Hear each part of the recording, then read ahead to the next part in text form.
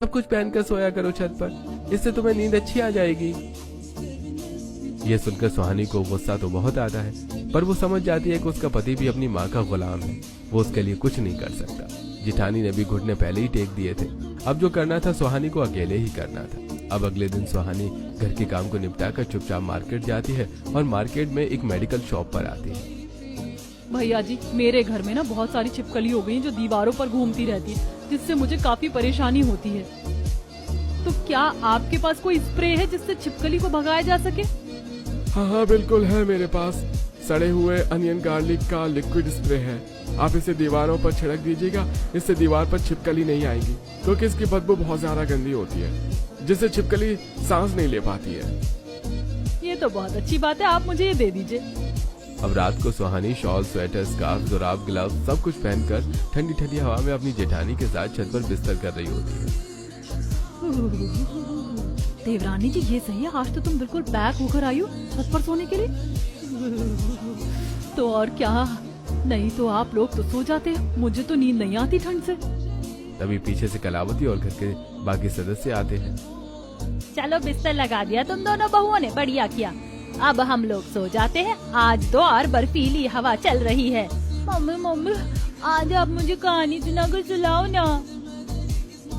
मैं भी कहानी सुनूंगा, वो भी भूत वाली।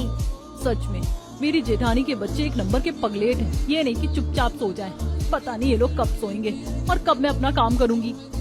अब धीरे धीरे सभी सदस्य ठंड में छत पर खर्राटे लेते हुए सोने लगते हैं। तभी सुहानी उठकर छत पर चारों तरफ बदबूदार छिपकली को भगाने वाला स्प्रे मारने लगती है। बहुत कह रही थी ना मेरी सास की छत पर स्वच्छ हवा चलती है, अब देखती हूँ कैसे इन्हें स्वच्छ हवा मिलती है। अब बदबूदार स्प्रे चारों तरफ छत पर छिड़ककर चुपचाप सुहानी रजाई में घुसकर सो जाती है और फिर जैसे जैसे ठंडी ठंडी हवाएं तेज तेज चलनी शुरू होती हैं, वो बदबू चारों ओर फैलने लगती है, जिससे घर के सभी सदस्य को खांसी और छींक आने लगती है।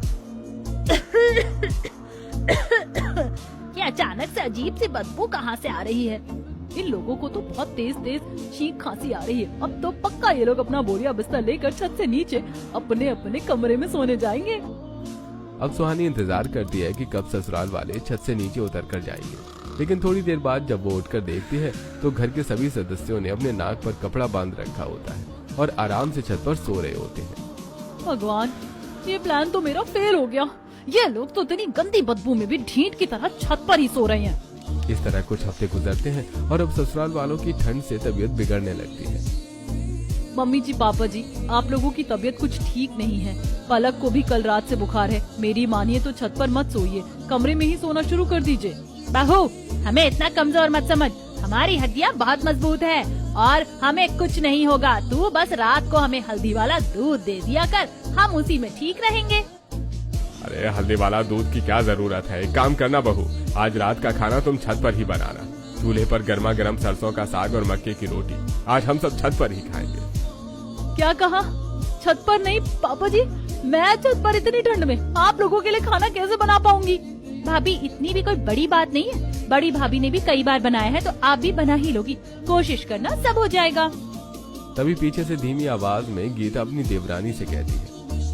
देवरानी जी, आप ससुराल वालों की सेहत की चिंता क्यों कर रही थी? इस तरह की बीमारी इन्हें हर बार सर्दी में लगती है, लेकिन ये अपनी हरकतों से बाज नहीं आते हैं। आपने तो अपना काम बढ़ा लिया इनका हालचाल पूछकर। अब बनाना छत पर खाना अकेले, क्योंकि मैं तो मदद करवाऊंगी नहीं। सब बेचारी सुहानी ठंडी बर्फीली हवाओं में छत पर बैठकर चूल्हे पर सबके लिए सरसों का साग और मक्के की रोटी बनाती और ठंडी हवाओं से बार बार चूल्हा भी बुझा जा रहा था। वहीं घर वाले लंबे चौड़े बिस्तर पर बैठकर खाना खा रहे थे। हे भगवान, कहाँ फंस गई मैं? इस काले धुएं से मेरी आंखें जल रही है और ठंड भी लग रही है। भाभी, एक और मक्के की रोटी दो ना।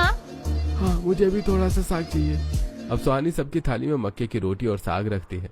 अब सबके साथ खाना खाने के बाद सुहानी सभी झूठे बर्तनों को नीचे लाकर ठंडे ठंडे पानी से धोती है और फिर सबके साथ ठंडी हवाओं में छत पर सोने जाती है।